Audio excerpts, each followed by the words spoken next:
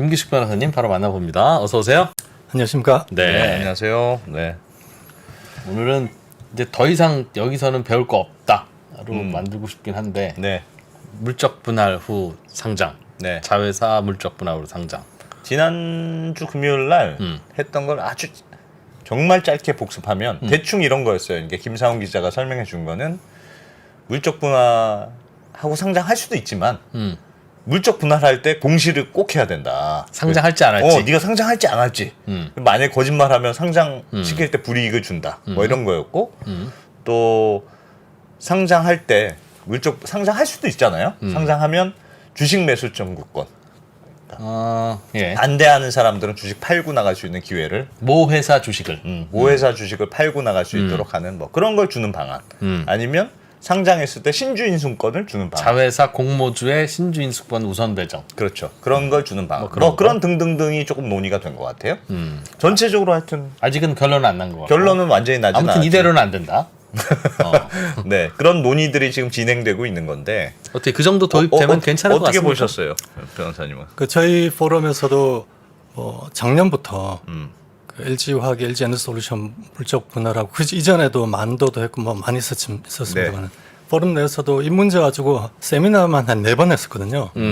이번에 금융위가 그 정책 토론회를 여시고 제안하신 그 내용에 대해서 간단히 검토했는데 네, 저희 포럼이 한국의 자산 운용사들이 주로 모여서 주축이 돼서 예. 그리고 그 자산 운용사와 관련 있는 전문가들께서 만든 포럼인데 저희 내부적으로는 한계가 있다.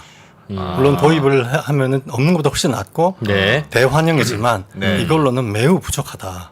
매우 부족하다. 매우 부족하다. 아, 그래서 몇 가지 좀 정리해서 저희 포럼에서도 논평을 하고 네. 좀 기자회견도 하고 이렇게 할 계획으로 있긴 있습니다. 그 봐요. 제가 부족하다고 그랬잖아요. 그거 부족하다. 가지고 안 된다. 그거 가지고. 얼마든지 피해나는 방법도 있고 네. 그거 하나만 하다 그러면. 그런 문제가 있습니다. 하나씩 네. 보죠. 그럼 뭐가 네. 제일 문제라고 생각하세요? 그 중에서. 먼저 물적 분할하고 동시 상장했을 때 왜 네. 이런 문제가 생기는지 그 구조부터 간단하게 네네. 한번 설명을 드리고 예. 넘어가도록 하겠습니다. PPT 저희 자료를 간단히 좀 보시면요. 네. 예전에 한번 설명을 드렸었는데 예를 들어서 어떤 회사의 내부에 배터리 사업부라는 또는 성장하는 알짜 사업이 있었을 때 이 예. 주주가 보통주를 갖고 있겠죠. 네. 이렇게 됐을 때 이제 배터리 사업부를 물적 분할을 합니다. 이렇게 자회사로. 예. 예. 그래 물적 분할을 하면은 모 회사 100% 주식을 갖고 있는 경우에 이제 지배주가 되는 네. 거죠. 예. 컨트롤링 쉐어홀더라고 해서 그 자회사의 영업 정책과 재무 정책을 결정할 수 있는 능력을 가지고 있다. 이렇게 표현하는 거예요. 사실상 자회사는 모 회사의 사업부에 불과합니다. 예. 예. 분사가 되어 있지만 사실은 그 자회사의 영업을 모 회사 이사회에서 결정해요. 예. 이렇게 되는 게 이제 지배력을 가지는 모자회사 관계 네. 이렇게 됩니다. 근데 이렇게 되면은 이 모 회사의 주주는 어쨌거나 배터리 사업부 분사되는 자회사에 대해서 보통주로서 의결권을 상실하고 우선주로서의 주주 지위를 가지게 돼요.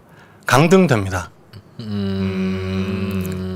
그래서 분할되어 나가는 자회사의 주주총회에 모 회사 주주가 참석해서 의결권을 행사할 수 없게 되죠. 아, 배터리 사업부에 무슨 일이 있어서 주총을 해도 그렇습니다. 네. 원래 모 회사 LG화학 주주는 이제 못 간다. 못 갑니다. 그렇습니다. 아, 그렇죠. 그래서 사실 이익이 나면 그 이익을 모 회사로 끌어올 수 있으니까. 끌어오도록 의결권을 행사해서 그걸 통제해야 되는데 네. 만약에 모 회사 이사회가 자회사에서 창출되는 잉여 현금 흐름을 모 회사로 안 갖고 올 때 아, 통제할 방법이 없는 거죠. 안 갖고 오면. 그렇죠. 그러면은 그렇죠. 모 회사 이사회를 통째로 갈아야 되잖아요. 예. 네. 그 배당 정책, 자회사의 사업의 배당 정책이나 재무 정책에 대해서 직접적으로 주주는 의결권을 상실하게 되죠. 아하. 100% 자회사인데 안 갖고 오면 그래도 안 됩니까? 그냥 거기 있으나 여기 있으나 똑같다는 네. 거는 말이 안 돼요. 그렇죠. 회계적으로는 그게 성립이 되는데요. 예. 자본시장에 실제로 현금 흐름이 일어나야지 그 가치를 보기 때문에 네. 그래서 원래는 예. 연결 재무제표상의 자회사 순이익을 합산하잖아요. 네. 모 회사의 재무제표에. 예. 그래서 일반적으로 선진국에서는 연결 재무제표에 잡혀 있는 자회사, 지배력이 있는 자회사의 순현금 흐름은 갖고 오지 않아도 갖고 네. 온 것 같이 봅니다. 네. 왜냐하면 모회사의 배당 정책은 연결 재무제표상의 합산 순이익을 기준으로 공시를 하게 돼요. 예를 네. 들어서 우리나라 지주회사 같은 경우에 이제 자회사 상장돼 있지 않습니까? 네. 예. 그러면은 합산해서 순이익을 계산했을 때 예를 들어 10조. 예. 그러면 10조 중에서 주주 환원을 몇 % 할 것인가. 예. 이렇게 공시를 하거든요. 그런데 만약에 근데 우리나라의 대부분의 모회사들은 합산하지 않고 별도 재무제표상의 순이익을 기준으로 배당 정책을 공시하게 되죠. 이렇게 하면 안 되는 거죠. 그러니까 만약에 한국에서도 모회사가 지배하고 있는 자회사들의 순이익을 모두 합산하고 예. 그 합산 순이익을 기준으로 배당 정책이나 주주 환원 정책을 공시한다면 그러면 이렇게 100% 자회사로 됐었을 경우에 특별한 문제는 없습니다. 그런데 한국의 경우에 지배하고 있는 자회사의 경우 그 합산 순이익을 기준으로 하지 않고 별도 순이익을 기준으로 한다는 거죠. 아, 그렇게 되면 이제 달라지는 거죠. 그러네요. 연결 재무제표상에 재무제표에 찍혀 있는 순이익과 예. 배당의 기준이 되는 순이익이 달라지는 거잖아요. 그렇죠. 이러면은 지배력이 있다는 것이 말이 안 되는 거죠. 왜 우리는 왜 그렇게 하고 있습니까? 그게 좀 상식적이지 않은 것 같아요. 매우 상식적이지 않죠. 이것이 우리나라의 이제 모자관계 지배력이라는 또는 뭐 지주회사라든지 예. 지배 구조, 우리나라 거버넌스 구조의 핵심적인 문제인데 주주 환원을 왜 안 하느냐? 예. 그러니까 재무제표에 찍혀 있는 그 순이익을 그대로 주주 환원을 해야 되는데 예. 왜 주주 환원을 안 하느냐라는 문제가 이제 이사회 독립성이라는 문제로 소급이 되죠. 그 모회사 예를 들어서 모회사 이사회가 예. 모회사의 주주 전체를 위해서 복무한다면은 그렇다면 자회사에 있는 현금을 어떻게든지 모회사로 끌고 오려고 할 거 아니에요. 예. 그런데 모회사 이사회가 만약에 대주주만의 이익을 위한다면은 모회사는 자신의 지배력으로 자회사의 현금 흐름을 통제하잖아요. 예. 네. 그럼 모회사를 끌고 오지 않아도 예. 자회사에 남아있는 현금을 다른 방식으로 지배주주, 대주주를 위해서 사용할 수 있는 여러 가지 수단이 있죠. 그러나 모회사의 일반 주주는 그 돈을 모회사로 끌고 와야지 가져올 수 있는데. 가져올 수 있는데 예. 아, 그러네. 대주주는 그러네. 모회사로 끌고 오지 않아도 활용할 수 있는 방법이 많이 있죠. 그래서 근본적인 문제로 회사 이사회가 주주 전체의 이익을 위해서 복무하지 않는 것 같다라는 이제 우려들이 한국 자본시장에 깔려 있고 그것이 코리아 디스카운트 핵심적인 원인이다 이렇게 말씀드리고 있습니다. 이건 변호사님 나오셨으니까 궁금하던 포인트라 그냥 여쭤볼게요. 중요한 건 아닌데 네. 이제 LG화학과 LG엔솔이라고 합시다. 우리가 워낙 예. 예. 그게 익숙하니까. 약간 불쌍해. LG 엔솔은 맨날 그런다. LG가 미워서가 아니라 설명하기 좋으니까. 네. 네. 김 변호사님 말씀을 충분히 이해가 하겠어요. 예. 그런데 LG화학 모회사의 이사회가 독립적이라면 그냥 자회사 100% 자회사로 떼도 관계없다고 말씀 주셨죠. 네네. 독립적이지 않다면 이제 문제가 되는 건데 그렇죠. 독립적이지 않다면 분할을 하나 안 하나 그러니까 그냥 LG화학으로 뭉쳐있나 물적 분할을 하나 어차피 독립적이지 않으니까 LG화학 모회사의 주주들 입장에서는 그게 100% 자회사에 있건 우리 사업부건 어차피 배당은 자기들 맘대로 할 건데 회장님 좋으실 대로 할 건데 굳이 뭐 달라질 건 어차피 없지 않습니까? 달라지는 부분이 있죠. 말씀을 한번 드리면 예를 들어서 네. 모회사가 있고요. 주주가 있고 모회사 주주가 있고 여기 보시면은 주주가 있고 모회사 있고 자회사 있잖아요. 그러면은 만약에 이 이제 나중에 상장이 된다고 치고 자, 예. 상장까지 가서 한번 설명드리겠습니다. 이 상태에서 이제 상장을 하면은 자회사를 상장을 하면은 여기서 이제 동시 상장을 합니다. 그러면은 이 자회사가 상장이 되면은 모회사 자회사 간에 이해 충돌 문제가 생겨요. 이해 충돌. 예. 그렇죠. 모회사는 모회사의 주주가 다르고 네. 자회사 주주가 달라지잖아요. 예. 상장하면 그렇죠. 그렇죠. 예. 모회사의 사업이 다르고 자회사의 사업도 다르잖아요. 그렇죠. 그랬을 경우에 100%가, 모회사 100%가 아니니까 100% 아니기 때문에 예. 지금도 LG 에너지솔루션 같은 경우는 82%의 지분을 가지고 있고 예. 나머지 18%는 일반 주주가 갖고 있잖아요. 예. 이렇게 됐을 때 모회사의 주주들과 자회사 주주들 간에 이해 충돌 문제가 생깁니다. 이해가 다르죠. 그렇죠. 이해관계가 이해관계가 다르죠. 다릅니다. 그러면은 이해관계가 달라서 이해 충돌 리스크가 생기면 네. 모 회사가 상장되지 않았을 때보다도 더 컨트롤하기 어려워져요. 그렇겠네. 그렇죠. 그렇죠. 그렇죠. 가져오기가 더 어렵겠네요. 더 그 어려워지고 이익을 그렇죠. 가져오기. 그것은 이제 재무 정책, 배당 정책이 재무 정책에 포함되니까 영업 정책에 관련해서도 모 회사가 자회사에 대해서 감나라 배나라 하기 어려워져요. 상장하지 않으면은 네. 사업부나 마찬가지이기 때문에 마음대로 예를 들어서 배터리 사업의 전략에 있어서 뭐 4680 배터리를 할 건지 말 건지 예. 언제 할 건지 어느 정도 투자할 건지를 LG화학의 이사회에서 결정합니다. 그런데 만약에 상장이 됐잖아요. 그럼 LG화학이 LG 에너지솔루션의 LG4680 배터리를 얼마만큼 투자할 건지 언제 투자할 건지 누가 같이 할 건지에 대해서 모 회사가 감나라 배나라 못합니다. 그러겠죠. 그렇죠. 그렇게 돼서 그 이해 충돌 리스크 그것이 상장 회사의 이사회 독립성 뭐 문제 이렇게 되어 있는데요. 예. 그것 때문에 다시 또 디스카운트가 또 발생해요. 그러면은 비상장 있을 때보다도 이 자회사로부터 발생하는 현금이 예. 모 회사로 넘어올 때 한 번 디스카운트 되고 네. 다시 넘어갈 때 디스카운트 되고 이렇게 두 번 되잖아요. 100% 자회사로만 있을 때는 네. 아까 그 대표님께서 말씀하시듯이 큰 문제가 없습니다. 어차피 물적 분할을 하든 안 하든. 하나든 안 하든. 그러니까 그대로 100% 자회사로 쓸 때는 문제가 없어요. 예. 그런데 상장을 하든지 그 자회사에 예를 들어 투자를 받으면. 그러면 이제 얘기 달라지는 거예요. 다른 주주들이 다른 생기니까. 주주 들어오면. 그러네요. 그러면은 두 번의 디스카운트가 생깁니다. 알겠습니다. 그러나 그냥 100% 자회사로 계속 있을 거면 굳이 물적 분할을 안 했겠죠. 안 했겠죠. 알겠어요. 100% 물적 분할을 할 때는 이유가 예. 있어서 하는 거잖아요. 자본을 유치하든지 상장하든 매각하든지 안 하든. 그렇죠. 상장 여러 가지 이유가 있어서 물적 분할을 하는데 이러한 이제 디스카운트 두 번의 디스카운트가 생기는 이 문제가 예. 한국만 있는 게 아니라 모든 나라에 다 있습니다. 미국도 있고 영국도 있고 뭐 유럽에도 있고 다 있어요. 그래서 예. 다른 나라들은 이 문제를 어떻게 해결하는가 예. 이런 물적 분할 동시 상장을 할 때 모 회사 주주들이 권리가 침해되는 부분을 어떻게 방어하고 보호하는가 이거에 대해서 오늘 좀 설명을 드리고 싶고요. 네. 먼저 각국의 회사 분할 제도를 한번 간단히 보면은 예. 한국은 물적 분할 제도와 인적 분할 제도 두 가지가 있습니다. 네. 일본은 인적 분할 제도를 없앴어요. 인적 분할 제도라는 게 없고 물적 분할을 해서 100% 자회사로 만들고 네. 그 자회사의 주식을 모 회사의 주주들에게 모두 분배하는 방식만 허용하고 있어요.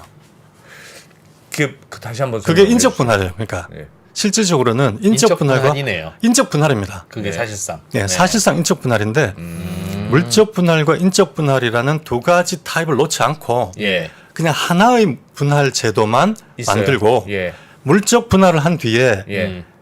그 자회사 주식을 모 회사 주주들에게 나눠주지 않으면 그냥 물적 분할이 되는 거고 그렇죠. 예. 나눠주면 인적 분할이 되고 아. 그래서 패스가 하나의 경로만 만들었어요. 예. 둘 다 가능한데. 둘 다 가능한데 예, 둘 다 알겠어요. 가능한데 알겠어요. 그 경로가 원 스텝만 가면 물적 분할이고 네. 투 스텝을 가면 인적 인적 분할이고 분할이고. 이렇게 해서 알겠습니다. 그 패스를 하나만 만들었어요. 네. 다이렉트로 인적 분할만 하는 거는 없다. 없다. 어. 그런 경우는 없다. 어허. 물적 분할을 한 뒤에 분배함으로써 인적 분할을 가게 만들어라. 그건 왜, 우리랑 왜, 결국은 왜, 결과적으로 똑같은. 결과적으로 같은데 예. 참고할 게 없네요. 참고할 것이 없는데 참고시 사실 별로 없습니다. 그런데 예. 한국도 이제 논의가 어. 인적 분할 제도라는 것이 불필요하다. 인적 분할이 예, 인적 분할 제도를 특별히 둘 이유가 없다라는 네. 이제 논의가 있는데 저는 뭐 둘 다 존속을 시킨다고 해도 큰 문제가 없다고 생각하고요. 뭐 이럴 수도 예. 있고 저럴 수도 이럴 있어요. 수도 있고 저럴 이렇게 수도 하나 있고. 바로 예. 하나 뭐 네, 관계없고 네. 미국은 더 나가서 예. 물적 분할, 인적 분할 그 중간 형태 모두 가능. 그러니까 일본은 원 스텝 가든지 투 스텝 가든지 둘 중에 하나밖에 못 합니다. 예. 근데 미국은 원 스텝 가서 1.5 스텝 가고 1.7 스텝 가고 1.9 스텝 가고 2 스텝 가고 그 사이에 아주 다양한 스펙트럼과 베리에이션이 가능해요. 예를 들면 그게 분할이 어떻게 하는 거예요? 예를 1.5 들어서 스텝이면 뭡니까? 일본 같은 경우는 물적 분할 100% 하고 했어요. 일단 100% 지분율인 경우에만 인적 분할로 갈 수 있어요. 다 예. 100% 지분율인 상태에서 인적 분할로 갈 수 있어요. 만약에 지분 그 자회사가 투자 유치를 했다. 그러면 예. 인적 분할로 가는 과세 이견이 불가능해집니다. 네. 예. 그런데 미국 같은 경우는 80%의 지분율을 가진 경우는 과세 이연을 하면서 그러니까 무과세로 자회사의 주식을 모회사 주주들에게 나눠줄 수 있어요. 자회사 일본보다 주식을 모회사 주주에 나눠줄 때는 세금이 붙습니까? 세금이 붙습니다. 한국이 지금 붙습니다. 네. 뭐 일- 배당이니까. 배당이니까 주식 배당으로 의지하기 때문에 주식 배당 소득세가 과세가 됩니다. 네. 네. 미국 같은 경우는 80%의 지분율을 가지고 있는 동안에는 모회사 주주에게 주식을 나눠줄 때 과세 이연을 해줍니다. 아. 과세를 하지 않아요. 예. 그래서 미국이 훨씬 더 그 다양한 스펙트럼이 가능하게 만들어졌죠. 룸이 크죠. 잘 나눠줄 수 있도록 일종의 유인하는 거죠. 유인하는 거죠. 그렇죠. 오, 신기하네요. 인적 분할을 했을 뿐인데 그렇죠. 결과적으로는 결과적으로 인적 분할이기 때문에 네. 과세하지 않는다 이렇게 되는 거죠. 과세 이연이면 나중에 과세한다는 뜻이잖아요. 그렇죠. 과세를 할 때 예를 들어서 장부가로 일종의 장부가로 취득하는 거죠. 네. 그러니까 원래 장부가였고 알겠어요. 물적 분할하기 전에 그 주주는 장부가로 그 사업부를 소유하고 있는 거잖아요.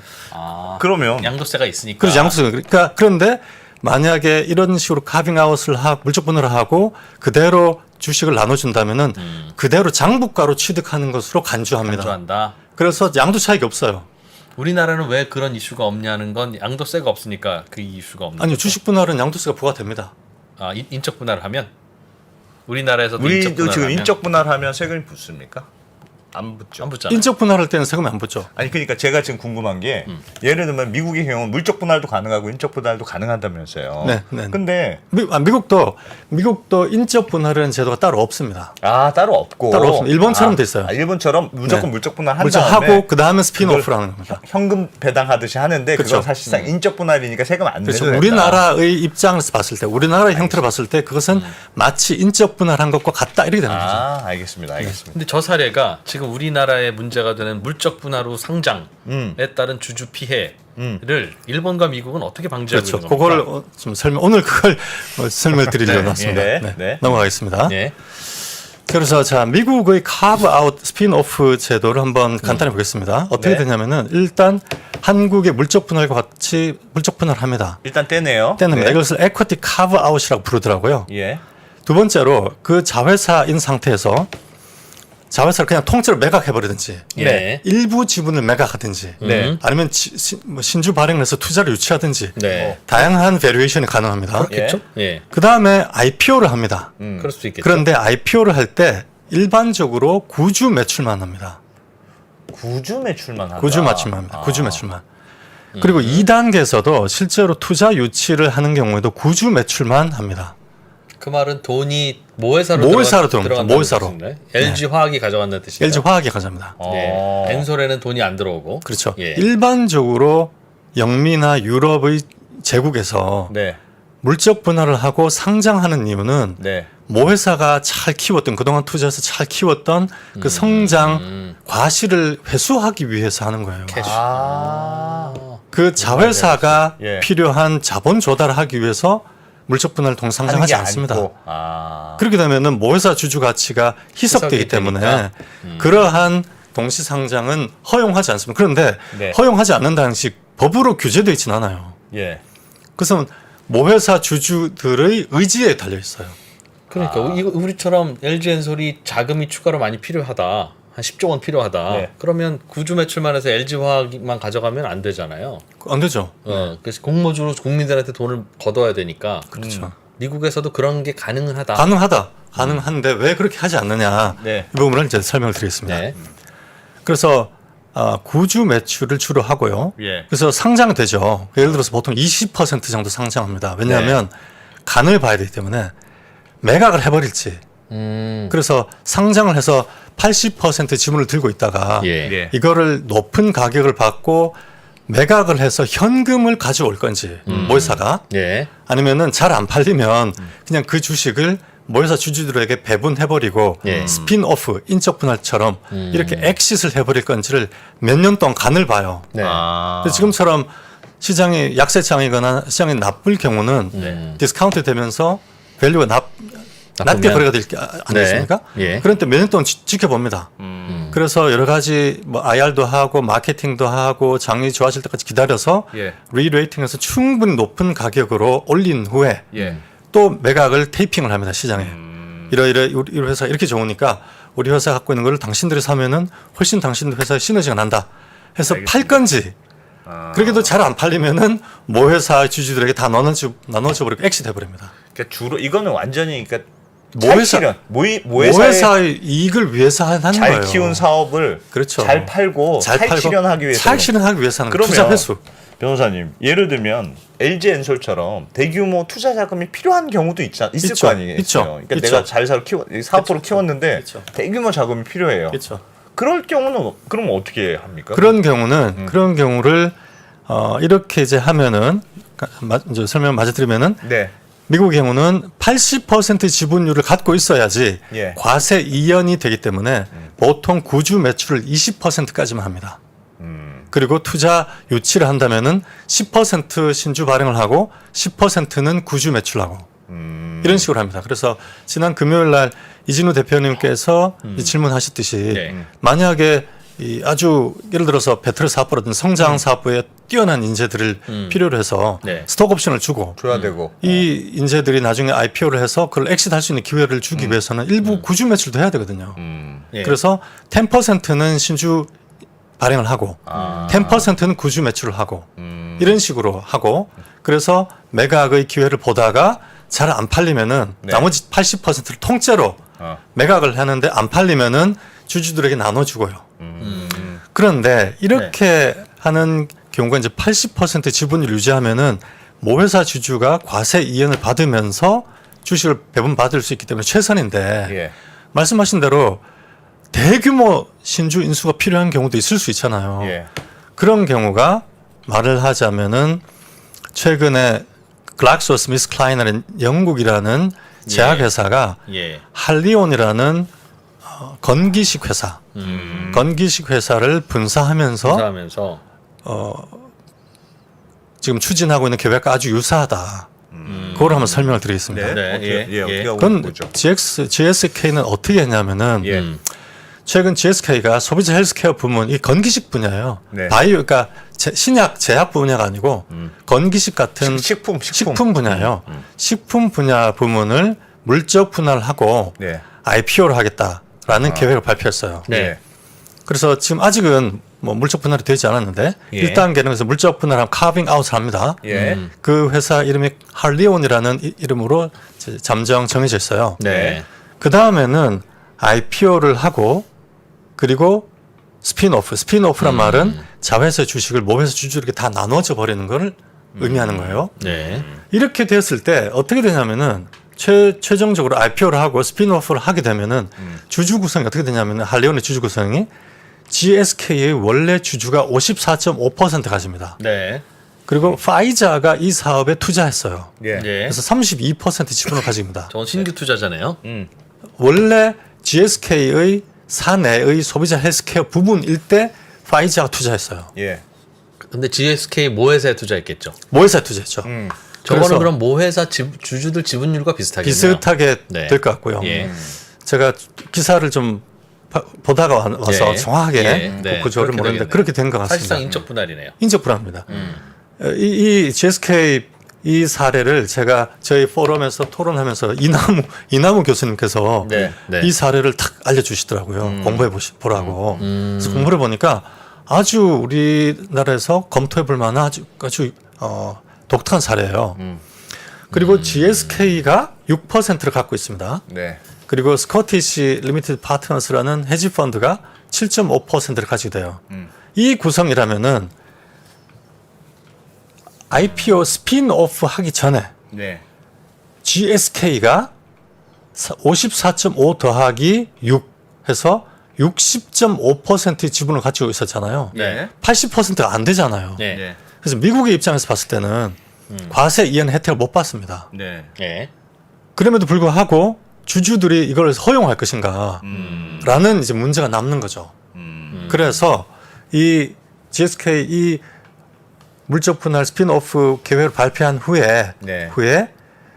주주들이 굉장히 우려스러운 목소리도 내고 이거에 대해서 뭐 스핀오프를 할 거냐 IPO를 할 거냐 그냥 매각할 거냐 그러면 차라리 스핀오프 하지 말고 그냥 매각해라. 차라리 그래서 매각한 매각 대금이 들어오니까 왜 과세 이연도 못 받고 이 자회사 주주를 받아야 되느냐라는 논란이 이제 일고 있죠. 과세에서의 그 과세는 무슨 세금의 과세입니까? 주식 배당할 때. 아, 주식 배당. 배당세. 현물 출자를 했을 때 그렇죠. 현물 기존에 배당. 모회사로 가져와 모회사 주주들한테 현물로 주식을 배당하는 그렇죠. 거죠. 그러면 이 주식 배당을 할 때 이걸 주식 배당을 보면은 주식 배당을 얼마로 봐야 되느냐. 네. 그러니까 배당 차익에 대해서 과세를 해야 되잖아요. 그러면 이제 어려운 문제가 남는 거죠. 그렇죠. 그럼 일반적으로 뭐 여러 가지 생각할 수 있겠지만 장부가와 시가 네. 그 차액 대해서 주식 배당을 받는 그날의 시가의 차액 이것이 뭐 차액이 돼서 배당소득세 기준이 될 것이냐 아주 어려운 문제가 이제 남게 됩니다. 그렇겠네요. 예. 그래서 한국에서도 논란이 있고요. 미국에서도 이제 논란이 있는데 그 부분은 공부를 하다가 알겠습니다. 너무 이 부분은 제가 세무 전문가 아니어서 그렇게 하기도 하네요. 합니다. 해서 예. 이 기사를 들어가 보면은 이렇게 돼 있어요. GSK가 이제 분할을 하면서 관련 주주들이 GSK의 주주들이 우려와 질의응답이 이렇게 기사에 이렇게 쭉 달려 있어요. 예. 그래서 이렇게 디머저, 그러니까 스핀오프, 분할. 그러니까 예. 카빙 아웃을 디머저라고 해요. 예. 미국에서는 카빙 아웃이라고, 영국에서는 디머저라고 하더라고요. 그러면 내 주식은 어떻게 되는 거냐? 그리고 내 주식은 몇 주 받는 거냐? 그리고 이 스핀오프를 하게 되면 언제 하느냐 이렇게 되는데 이제 이거를 제가 한국말로 구글 번역을 했습니다. 이렇게 돼 있어요. 내 주식에 대한 분할은 무슨 말이냐. 네. 그래서 주주가 예. 이 대신해서 캐피탈닷컴이라는 이 미디어가 예. GSK IR 팀에 연락을 했는데 아직도 명확하게 확인해 주지 않는다. 아, 그래서 주주 IR에서 GSK는 합병 전후에 주주 가치가 일관되어 유지되도록 하겠다는 말은 확실했다. 주주 가치에 디스카운트가 없도록 하여간 그렇게 하겠다라고 네. 했다. 예. 그다음 예. 두 번째 얼마나 많은 할레온 주식을 받게 되느냐. 네. 만약에 기회가 적격 주주라면은 1대1을 주식을 받는다. 그리고 GSK 주식을 매각 또는 양도하지 않으면 이 주식을 받는다. 만약에 양도하면은 양도받은 양수 이내의 할레온 주식을 받는다. 이렇게 되고요. 뭐 언제 분할하느냐. 7월 6일 주총에서 승인이 되면은 7월 18일 이제 디머저 예. 예. 물적 분할이 완료될 것이고 그러면은 7월 18일에 런던 거래소에 이제 진입이 되고 알겠습니다. 거래는 뭐 8시에 이렇게 되고 이렇게 돼서 합병이 완료되면은 주주 구성이 이렇게 된다. 이렇게 이제 이야기돼 있어요. 그래서 예. 인적 분할을 설명해 준 거네요. 설명해 준 겁니다. 인적 분할로 우리나라로 치면 인적 분할한 거고. 그렇죠. 그러니까 만약에 여기서 LG 화학이 네. 지금 한국에는 과세 이연 제도가 없지만 네. 과세 이연 제도가 없음에도 불구하고 주주들에게 그래도 LG 에너지 솔루션의 주식을 LG 화학이 한 30%만 가지고 예.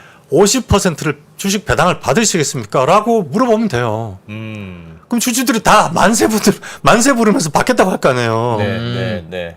그러면 이런 논란들도 있고 이제 의사 교환을 하고 알겠습니다. 주주 대표들과의 뭐 간담회를 한다든지 공청을 한다든지 여러 가지 미디어들도 있고 또 3프로 TV에서 뭐 LG화학의 IR팀을 부른다든지 이렇게 해서 한 몇 달 동안의 그런 의사 과정을 거쳐서 하면 되는 거예요.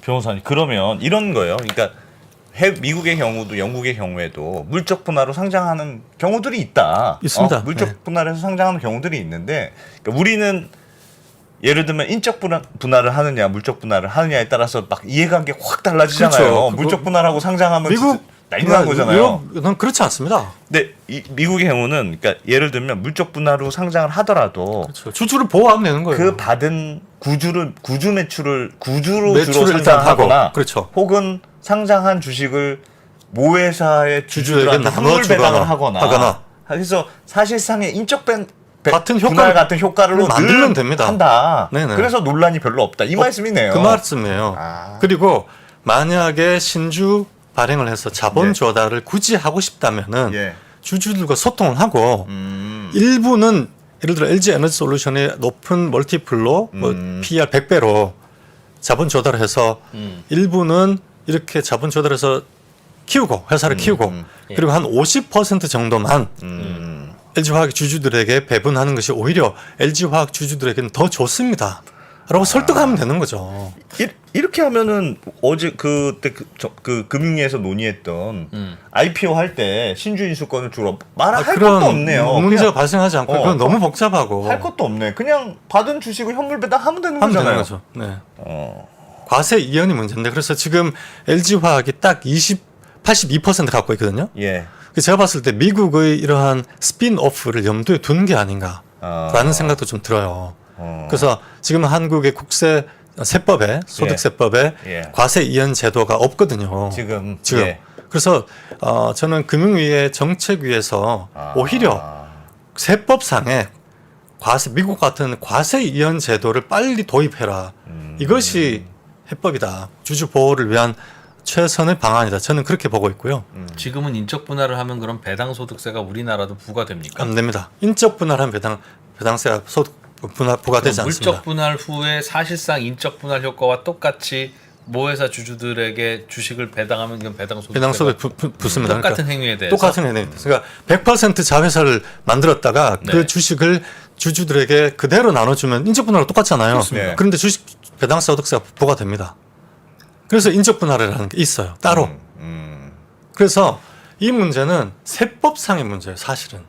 만약에 100% 일본처럼 그래서 일본이 가만히 보니까 인적 분할이라는 것이 결국은 100% 물적 분할로 자회사를 만들었다가 그 주식을 모회사 주주들에게 그대로 나눠주는 것과 똑같은데 네. 과세 이연만 안 되는 거거든요. 그럼 과세 이연만 하고 그냥 한 가지 방법으로 만들어라. 심플하게. 복잡하게 만들지 말고. 이렇게 된 거죠. 그리고 미국도 그렇게 돼 있고. 그래서 한국이 물적 분할, 인적 분할이라는 두 가지 제도가 있지만 예. 실제로는 인적 분할은 제도는 과세 이연이 있는 물적 분할과 같습니다. 그냥 인적 분할을 하라고 하면 안 돼요. 그러면 복잡하게 하지. 우리는 두 그러니까. 가지 제도가 다 있으니까. 그러면 야, 그럼 물적 분할은 이제 하지 마. 그냥 인적 분할만 해. 저는 저희 우리 포럼은 네. 작년부터 계속 그 말씀 드린 거예요. 네. 인적 분할이라는 게 있고 인적 분할을 하면은 이런 문제가 모든 문제가 사라지는데 네. 왜 물적 분할은 굳이 어. 이런 복잡하고 주주 권리 이런 유럽에서도 이런 문제가 생기거든요. 네. 물적 분할에서 상장을 하면은 이런 주주 가치 훼손의 문제가 생기는데 왜 이런 복잡한 문제를 일으키느냐? 그냥 바로 인적 분할해서 그 자본 조달하면 되는 거 아니냐라고 네. 말씀을 계속 드리고 있는데 네. 이제 이 기업들이 부분 안 하는 이유가 뭡니까? 지배력이 희석되기 때문이죠. 그 말씀을 계속 드렸지만 인적 분할을 하고 네. 그리고 나서 LG 에너지 솔루션이 상장이 그대로 되잖아요. 네. 그 상태에서 신주 발행을 하면은 네. 그러면은 모회사인 LG가 공모에 그러니까. 그렇죠. 참여하지 않으면은 지분율이 희석되죠. 그렇죠. 그렇죠. 그게 싫은 거죠. 그래서 물 좋고 정자 좋은 게 없듯이 지배력도 유지하고 자본 조달도 되는 방안은 사실은 없습니다. 없는데 굳이 그런 방법을 억지로 만들자면 이런 방법이 있다는 거예요. 이 방법을 하면은 지배력을 유지하면서도 자본 조달하고 네. 물적 분할을 하고 구주 매출하고 일부 신주 발행을 하면서 최소 지배 주주의 그 가치를 최소화하면서 가능하다. 또는 물적 분할을 하고 예를 들어서 테슬라에 자본 조달을 해요. 예. 그럼 10% 정도 예를 들어서 100조 정도 밸류로 테슬라로부터 10조를 받아서 이제 10% 정도를 받아요. 네. 그리고 10%만 구주 매출 반 방식으로 IPO를 해요. 그러면은 주주 구성이 10%는 유통 주식으로 상장되어 있고 그렇겠네요. 새로운 주식. 예. 그렇죠. 예. 새로운 주식이 들어가 있고 예. 그리고 80%는 모회사인 LG화학이 갖고 있고 그렇겠네요. 10%는 비상장으로 락업이 걸려 있으면서 테슬라 갖고 예. 있겠죠. 예. 이렇게 되었을 때는 지배주도 지배력 희석이 없잖아요.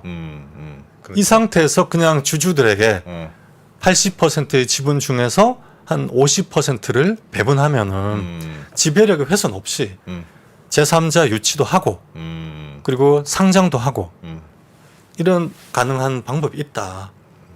물론 왜냐하면 50% 정도만 구주주주들에게 주니까. 그렇죠. 50%만 주니까 단 이렇게 하기 위해서는 LG화학의 주주들을 설득해야 됩니다. 이러한 구조가 그냥 바로 LG화학 주주는 그냥 바로 인적 분할하고 인적 분할하고 난 뒤에 LG 에너지 솔루션이 신주 공모해라, 뭐 제3자 배정을 하든지 아니면 그냥 일반 주주 공모를 하든지 그렇게 해라라고 애초부터 그렇게 주장을 하고 있는데 네. 그것이 가장 심플하잖아요. 이것보다 예. 테슬라의 전략적 유치를 하고 또는 뭐 폭스바겐이라든지 이러한 전략적 투자 유치를 하고 그리고 10%를 구주 매출을 하고 이렇게 하는 것이 그리고 50%를 LG화학 주주들에게 배분하는 것이 과세 이연이 된다면은 지금 그냥 인적 분할해서 주주 배정 공모하는 것보다 훨씬 낫다라는 것을 설득해야 되죠. 그러기 위해서는 전에 말씀드렸다시피 한 2개 정도의 아주 뛰어난 컨설팅 펌이라든지 네. 그런 용역 보고서 같은 거를 받아서 그걸 공시하고 또 공청회를 하고 IR하고 또 국민연금이라든지 한국의 유수의 그 펀드 매니저 자산 운용사들로부터 질의응답을 받고 네. 아주 날카로운 비판도 받을 거 아니에요. 결국은 이렇게 하는 것이 지배주주의 지분 희석을 막기 위해서인 거 아니냐. 이것도 그냥 바로 인적 분할을 하고 네. 테슬라를 받으면 되는 거 아니냐. 10% 그냥 지분을 받으면 똑같아지는데 네. 왜 굳이 이런 복잡한 구조를 가지려고 하느냐는 날카로운 질문들을 받을 거 아니에요. 그것을 다 방어하고 그럼에도 불구하고 이러한 이유에서 이러한 구조가 훨씬 낫다라는 걸 설득할 의무가 있다는 거예요. 그것이 바로 이사의 회사와 주주에 대한 신인 의무라는 거예요. 아, 주주들에게 그 주주라고 하면 이제 모회사 주주들인데요. 그렇죠. 그 주주의 상당 부분은 주식회사 LG일 것이고 그렇죠. 그러면 설득을 만장일치로 해라는 것도 좀 무리한 요구일 그렇죠. 거고. 네네. 그럼 어느 정도 동의를 하면 설득을 했다고 판정을 받을 수 있겠습니까? 결국은 다수결인데 그렇죠. 다수결이면 지금은 결국은 주식회사 LG가 오케이 하면 오케이 되는 거고 주식회사 LG는 또 회장님 뜻에 따라서 움직이니까 결국은 설득이 됐든 안 됐든 설득이 된 걸로 간주하지 않겠습니까? 2가지 문제가 있습니다. 바로 아주 중요한 문제, 아주 가장 근본적인 문제로 네. 이제 접근하시는 거예요. 네. 첫째, 그런 절차적 공정성 자체가 중요하다. 그래서 왜 이러한 지금 LG화학, LG 에너지 솔루션을 분사하면서 이사회 의사록을 공시했거든요. 거기 보면은 LG 에너지 솔루션을 분사하기로 결의했다.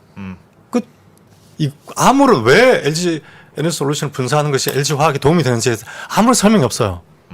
절차적 공정성, 절차적 민주주의라는 것도 아주 중요하다. 네. 그래서 그 자체가 중요한데 예를 들어서 이러한 구조 속에서 LG화학과 LG화학의 주주들은 어떤 이익을 가지게 되고 예. 장기적으로 어떤 성장을 가지게 되고 단순한 인적 분할보다 어떤 점이 낫고 하는 것들을 뭐 예를 들어서 뭐 보스턴 컨설팅이라든지 뭐 다양 아주 그 유수의 컨설팅 회사에 맡겼더니 딜로이트라든지 네, 이런 데 네, 맡겼더니 이러이러한 결론을 냈고 이러이러한 문제 제기를 했지만 이러이러한 것으로 정리가 됐고 예. 그래서 공통된 의견이고 이런 걸 그런 걸 공시해야 되는 거예요. 그러면 변호사 말씀 이런 거네요. 그러니까 분할을 할 때 자회사로 분할을 할 때 이게 인적 분할이냐 물적 분할이냐를 결정하는데 회사가 내가 왜 물적 분할을 했느냐 인적 분할이 아니고 그렇죠. 에 대해서 자세히 그 과정을 설명해야 된다는 거죠. 의무가 그 있다는 논리를. 거예요. 그런데 만약에 그러한 용역 보고서에 말을 아예 안 하면은 반박하고 비판할 거리도 없기 때문에 그냥 막 속막 부르르 끓고 그냥 말잖아요. 그렇죠. 그렇죠. 그런데 반드시 설명을 하라고 하면은 설명 논리가 나올 거 아닙니까? 그렇죠. 네. 설명 논리가 부족하면 바로 비판에 들어간단 말이에요. 그런데 그 설명 논리에 대해서 그냥 나는 설명했고 어쨌거나 해. 그냥 네. 나는 설명했으니까 무시. 난 몰라. 난 이렇게 그렇죠. 할래. 그렇게 하기 어렵습니다. 아, 그렇게 하기 어렵습니다. 설명 의무만 부과해도 그렇죠. 설명 의무만 부과해도 그 설명의 논리가 부실하다면은 네. 그 비판을 방어하기가 일단 어렵다. 그래서 그러한 설명 의무가 부과되고 이러한 공시를 절차적 정보를 공정한 투명하고 객관적 정보와 근거를 제시해야 한다는 의무가 부과된 것만으로도 상당히 주주 권리가 보호되고요. 첫 번째. 네. 두 번째. 그보다 훨씬 더 중요한 것이 예. 그래도 LG가 대주주가 30% 이상의 주주를 갖고 있기 때문에 주총에 붙이면은 통과될 가능성이 높아요. 그렇겠죠. 그리고 한국의 국민연금이라든지 대부분의 기관 투자자들은 LG의 의지를 그냥 이렇게 충분한 의사소통 과정과 절차적 공정성을 이행했다면은 네. 믿어주자 이렇게 갈 가능성이 있단 말이에요. 예. 그럼에도 불구하고 어떤 주주는 일부의 한 1%의 주주는 나는 절대로 이걸 인정 못하겠다. 라는 주주가 끝까지 남는 말이에요. 이거는 네. 내가 아무리 생각을 해도 이건 LG화학 주주들의 권리 침해한 것이다. 이건 위법이다. 네. 라고 하는 주주가 남잖아요. 그러면 소송해야 돼요. 네. 그러한 소송을 할 수 있는 길이 열려 있어야 된다는 거예요. 한국은 그런 소송을 할 수 있는 길이 막혀 있습니다. 설명 의무가 없어서 그렇습니까? 아니면 소송할 수 있는 길이 막혀서 그렇습니다. 그렇죠. 소송할 수 있는 길이 있기 위해서는 세 가지가 있어야 되는데, 첫째, 예. 이사의 주주에 대한 신인 의무 인정되어야 한다. 예. 이것은 주주 권리를 침해하는가의 문제이기 때문에 네. 회사 자체의 문제라기보다는 LG화학의 영업과 관련된 문제라기보다는 물론 이러한 자회사의 상장을 통해서 LG화학의 주식 가치가 디스카운트 되면은 네. 재무 능력이 훼손되기 때문에 네. 자금 조달 능력, LG화학의 자본 조달 능력이 훼손되고 자본 조달 능력은 기업의 능력이 두 가지 중에 하나이기 때문에 기업의 능력이 영업 능력과 재무 능력이거든요. 네. 그 중에서 이러한 잘못된 상장으로 말미암아 주주 가치가 디스카운트 되면은 재무 능력이 훼손되기 때문에 LG화학이 나중에 신주 발행을 하게 되면은 주주 가치가 훼손되면은 그만큼 자본 조달 능력이 떨어지잖아요. 그렇겠네요. 그런 의미에서 이것은 궁극적으로는 회사 가치가 훼손되는 문제예요. 그러나 1차적으로는 주주 가치가 훼손되는 문제이기 때문에 네. 이사의 주주에 대한 신인 의무가 있느냐 여부가 굉장히 중요합니다. 그런데 한국은 일단 대법원이 예. 이사가 주주에 대한 보호 의무가 없다고 보고 있어요. 그래서 소송을 하기 어렵습니다. 두 번째, 네. 증거 개시 제도가 없습니다. 자, 그래서 예를 들어 절차적 공정성이 그래서 중요한데 네. 절차적 공정성이 왜 중요하면은 소송을 걸 때 예. LG화학이 제시한 근거들이 있을 거 아니에요. 예. 근데 이런 근거들이 부실하다. 그리고 이런 근거들의 설명이 위법한 것이다. 라고 소송을 걸 수 있는 자료들을 제시하는 거, 제공하는 거예요. 그것이 절차적 민주주의, 절차적 공정성의 의미이기도 하고. 예. 근데 한국은 일단 전체적 공정성이 없으면 근거 제시하지 않죠. 증거 개시 제도도 없죠. LG화학에 소송을 하고 싶은데 뭔 입증을 해야 될 거 아니에요. 네. LG화학이 이러한 물적 분할을 하고 동시 상장을 했을 때 왜 인적 분할에 비해서 디스카운트 될 것이 명백함에도 불구하고 이러한 구조를 거래 구조를 채택했는지 대해서 아무것도 모르잖아요. 네. 그 자료는 LG화학이 다 갖고 있는데 네. LG화학은 결국은 주주 가치가 또는 회사 가치가 훼손된다는 것을 알고 있었고 그럼에도 불구하고 중대한 과실 또는 고의로 이러한 거래를 강행하였다라는 걸 입증해야 되거든요. 네. 그걸 무슨 수로 입증하냐고요, 그거를. 그러네요. 그래서 절차적 공정성이 부여가 되면, 즉 근거를 객관적 근거를 반드시 공개하고 예. 주주들과 반드시 소통해야 한다라는 것이 이번에 이제 금융위의 정책 공청회에서 정책 토론회에서 이것이 도입됐죠. 네. 그래서 주주들이 요구하는 물적 분할을 하고 특히 상장을 하기 위해서는 주주들에게 주주 보호 방안을 제시해야 되고 네.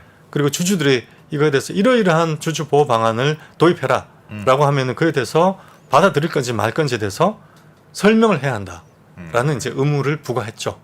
그리고 그것이 잘 이행되는지를 상장 심사할 때 보겠다라는 일단 이러한 의무가 부과됐기 때문에 아주 큰 진전이 있었다 저희는 봅니다. 그래서 이번에 새 정부가 물적 분할 동시 상장에서 주주 권리 보호 방안을 하려고 하고 있고 예. 금융위가 이에 대해서 아주 진전된 개선된 그런 의지를 보이고 있는 데서 저희 포럼은 굉장히 고무되어 있고 감사하고 있어요. 그러나 궁극적으로 이진우 대표님께서 말씀하셨듯이 두 가지 문제가 있다. 첫째, 절차적 공정성이 강화돼야 된다. 그냥 설명만 해서 되는 게 아니라 예. 비교해야 된다는 거예요. 다양한 옵션이 있었고 특히 인적 분할이라는 옵션이 있었고 이것에 비해서 이러한 물적 분할 동시상장이 뭐가 더 유리한지를 설명해야 된다는 거예요. 네. 그러한 객관적인 근거를 제시해야 된다는 거. 그래도 끝까지 반대하는 주주는 소송할 수 있어야 되는데 증거 개시 제도가 도입돼야 됩니다. 그 말은 압수수색 등등입니까? 압수수색까지는 아니더라도 네. 이와 관련되는 관련 자료들은 모두 그러니까 예를 들어 공시하도록? 공시되지 않은 자료도 다 공개해야 됩니다. 근데 아마도 이 LG 같은 경우에는 왜 인적 분할로 안 하고 물적 분할로 했느냐? 내심은 대주주의 이익을 위해서죠. 회장님의 이익을 위해서. 뭐 그렇게 뭐 네네. 우리는 거기에 대해서는 동의하나 네. 막 그렇게 설명하지는 않을 거고. 그렇죠. 네. 이 회사가 즉 LG 엔솔이 계속 LG 브랜드를 갖는 회사로 존속할 때 앞으로 추가 투자를 받기도 용이하고 그리고 여기서 만드는 배터리가 LG 브랜드를 달고 나갔을 때에 훨씬 더 부가가치가 높다고 우리는 판단했다. 그런데 인적 분할을 하고 예를 들면 투자 유치를 받던가 할 경우에는 주식회사 LG의 지분율 혹은 LG화학의 지분율이 줄어서 물적 분할보다는 LG의 자회사로 남게 될 가능성이 희박해지고 예를 들면 적대적 M&A라든가 또 다양한 방식으로 그래서 우리는 물적 분할을 통해서 이 회사가 계속 LG 우산 아래에 있는 쪽이 유리하다고 판단했다고 하면 그 논리를 어떻게 깨겠습니까? 그것이 그냥 네. 단순히 설명만 해서 되는 것이 아니라 실제 주주 가치를 어떻게 되는지 시뮬레이션을 해야죠. 그럼 민감도 분석이라고 하는데 예를 들어서 네, 예. 32%의 지분을 가지게 될 거 아니겠습니까? LG가 LG 에너지솔루션의 지분을 32% 가지게 되는데 말씀하신 대로 적대적 인수합병에 노출될 우려가 있기 때문에 있어서. LG의 브랜드를 그대로 쓸 것이기 때문에 네. 문제가 된다면은 적대적 인수합병의 리스크에 노출될 수 그렇습니다. 있다라고 한다면 거기서 이제 나가야겠죠. 좀 더 한국의 자본시장이 적대적 인수합병이 된 적이 있는지 네. 한 번도 없었거든요. 네. 그래서 만약에 예. 어떠한 이제 설명을 하겠지만 이런 식으로 주주들과 의사소통이 돼야 되고 주주들은 거기에 대해서 방금 예를 들어서 말씀하신 예. 적대적 인수합병에 노출될 우려가 있고 그렇다면은 LG라는 브랜드가 훼손될 우려가 있기 때문에 오히려 물적분을 동시상장하는 것이 더 유리하다고 만약에 제시한다면은 한국에서 적대적 인수합병 된 적이 한 번도 없다. 그리고 한진칼에서도 KCGI라는 강성부 대표가 이끄는 KCGI가 최대 주주가 됐음에도 불구하고 네. 적대적 인수합병 실패했다. 한국은 적대적 인수합병이 안 되는 나라예요. 역사상 한 번도 된 적이 없어요. 라는 식으로 이제 반박을 하겠죠. 그러겠죠. 그러면 또 LG가 그렇지 않다. 이러이러한 또 이유가 있고 해서 이제 서로 간에 거기에 대해서 의사교환이 있겠죠. 네. 그래서 그러한 절차적 공정성을 거치고 저는 이제 저희 포럼은 예. 저는 개인적으로 만약에 그러한 논의도 있었습니다. 네. LG 인적 분할에 비해서 물적 분할이 유리한 이유에 대해서 IR을 할 때 한국 기관 투자자들이 질문했을 때 실제로 LG화학이 이렇게 말씀했다고 해요. 거기에 대해서 이제 주주들은 방금 제가 말씀드린 대로 이런 식으로 이제 비판을 했고 하겠죠. 그렇죠. 예, 예. 그래서 이러이러한 이제 논의를 거치고 그리고 만약에 정말로 LG화학이 이것이 LG화학과 LG그룹 전체 그리고 진짜 LG화학의 주주들에게도 최선이라고 하면 이제 강행을 하겠죠. 네. 그래서 주총 특별 결의를 이제 거치게 돼서 물적 분할을 하고 그리고 이제 동시 상장을 했을 때 끝까지 동의하지 않는 동의하지 않는다. 그러면 이제 소송을 해야 되는 거죠. 근데 지금 금융위의 방침도 공시는 강화하겠다는 방향으로 가고 있는 거잖아요. 그 부분은 아주 중요한 지금 도약입니다. 네. 변호사님 말씀하신 그 정도까지 될지는 모르겠으나 어쨌든 뭐 주주보호 방안이라든가 뭐 상장할지 여부 등등등을 최소한 공시하도록은 강제할 것 같아요. 네. 근데 말씀하셨다시피 지금 이사회가 모회사의 이사회가 주주에 대해서 꼭 복무해야 된다는 규정이 없잖아요. 현재 그렇죠. 법체계 그게 상법상. 근본적인 문제입니다. 네. 그게 없는데 예를 들면 그런 공시제도가 생겼어요. 그럼 진짜 한계가 있는 거죠. 소송할 수 있습니까? 못한다. 못하죠. 그래서 지금 그 말씀을 그래서 궁극적으로 끝까지 갔을 때 이 문제에서 동시상장 물적 분할에서 예를 들면 미국 네. 또는 유럽 방금 뭐 글락소스미스클라인이라는 영국 예. 이런 회사도 지금 끝까지 가서 상장을 하면은 모회사 주주들이 54.5%까지밖에 못 가지잖아요. 네. 상당히 모회사 주주들의 지분 훼손 우려가 있단 말이에요. 네. 다 나눠주는 게 아니니까요. 아니니까. 그렇죠? 그럼에도 예. 불구하고 이러한 구조가 가능한 이유는 주주 대표 소송을 해서 증거 개시 제도가 걸리면은 그러면은 이사들이 궁극적으로 책임을 회피할 수 있는 길이 없기 때문이에요. 그럼 최종 판단은 판사가 내리도록 판사가 내리도록 하는 거군요. 결국은 판사한다는 거예요. 그런데 그래서 종합적으로 끝까지 가서 동의하지 않는 주주가 이사의 주주에 대한 또는 회사에 대한 보호 의무 위반을 했고 네. 그래서 이건 위법한 것이고 그리고 증거 개시 제도를 통해서 관련 자료를 공시되지 않은 네. 모든 자료를 다 공개해서 예. 소송을 하겠다 해서 뭐 1년도 걸고 뭐 수천만 원 수억의 돈을 들여서 쌍방이 소송을 하게 될 거 아닙니까? 그래서 끝까지 가는 소송은 희생을 하는 거예요. 자기 비용을 아하. 지불하게 되고 희생을 하더라도 그만큼 나는 이 거래 구조가 위법하다는 확신이 있는 주주들이 소송을 하게 될 거 아니겠습니까? 예. 자기가 희생해서 자기가 비용을 부담해서 소송을 하는 주주에게는 소송할 수 있는 길을 열어줘야 될 거 아니에요. 네. 네. 그래야지 이 구조가 방금 말씀하신 대로 아하, 맞네. 저 금융위의 이러한 주주 보호 방안이 힘을 가진다는 거예요. 결국 그럼 이게 얘기를 들어보면 모든 문제가 근본적으로 이 이사회의 의무가 그렇죠. 회사의 이익을 보호하는 지금 그렇게만 돼 있잖아요. 그렇죠. 네. 그러니까 거기에 주주가 없다는 문제가 거기로 제일 끝에 소급합니다. 가서 거기에 딱 걸려 있는 것 같아요. 결국은 그 길로 소급되는 거예요. 근데 참 법적인 고민거리이겠네요. 그러니까 주식회사에서 이사회가 경영 판단으로 내린 것을 그것을 숫자로 따질 수 없는 부분일 텐데 맞습니다. 한국에서는 적대적 M&A가 불가능했다. 과거에는 그랬죠. 앞으로는 가능할 수도 있으니까 그것까지 판단을 해서 결정하는 게 이사회의 몫인데 이사회가 물론 회장님 논리겠으나 이사회가 그것까지 판단해서 물적 분할로 상장으로 결정을 했는데 그거를 나중에 판사가 나는 잘 납득이 안 되는데 라고 해서 이사회의 이사들에게 뭐 배임을이라든가 손해배상을 하라고 하면 누가 과연 어떤 것에서 자유롭게 할 수 있을까? 뭐 하나라도. 그래서 네. 이게 이제 법치주의와 네. 또는 민주주의라는 아주 근본적인 법학에 있어서의 문제예요. 예.